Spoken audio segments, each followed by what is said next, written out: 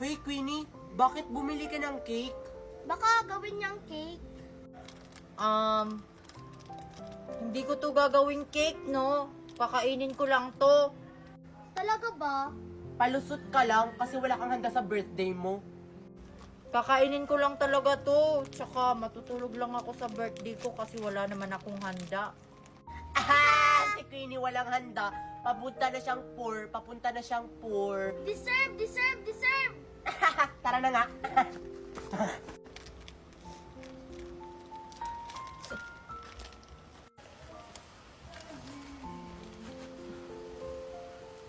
Dito, hindi siguro ako nila makikita.